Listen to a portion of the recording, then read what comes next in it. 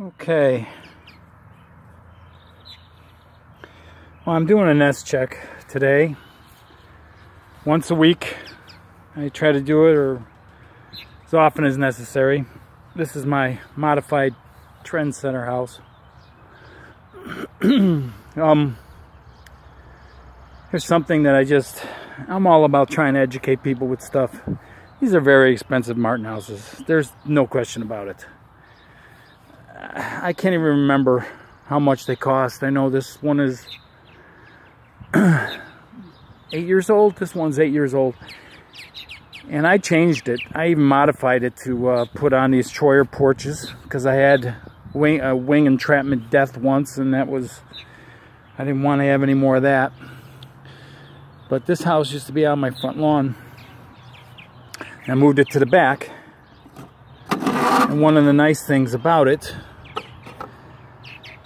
it's got a slide out trays. Alright. So I want to check to see what's going on in here. I just pull it out. And there we go.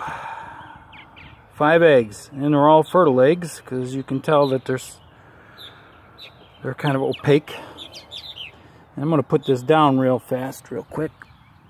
It's 95 degrees today. It is pretty hot, even for up here. If you look back here, right there, where my finger is, I don't know if you can see it, there is a vent.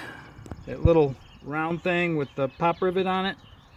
What I'm going to do, because they're pretty tight in there actually,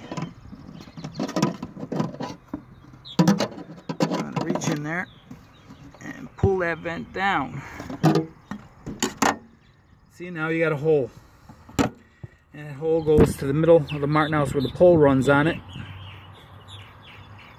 And now you have a ventilation going, and you can close that in the spring. It's one of the nice things about a marten house that costs a lot.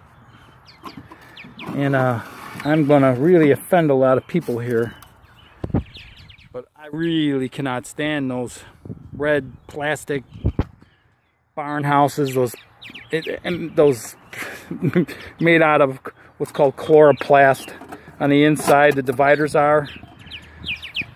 I like something that's sturdy, something that's going to be hold up for years, not get worn out by the sun, and something that has some features for what I like to do, you know. And here, it's so much easier to check nests when you have these. Now we got some more. That's a new nest. And in it goes. Simple. And it's really nice to have a feature like that.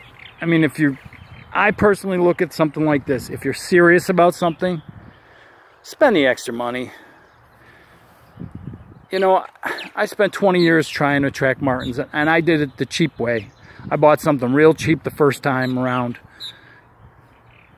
And I slowly progressed till I found something that would meet the needs that I wanted it to have. And my poles are extra high. They're 20 feet poles. They're 20 foot tall.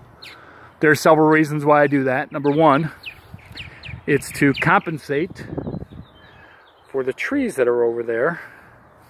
It makes it much easier for the birds to get away from the hawks too, because they drop down and it gives them extra lift. So if it gets real windy or I know a storm is coming, I just lower it. So, and anyway, there's the winch, and up it's gonna go. These are called chirpy bird nests. They're really neat. They got a slide out tray on the inside too.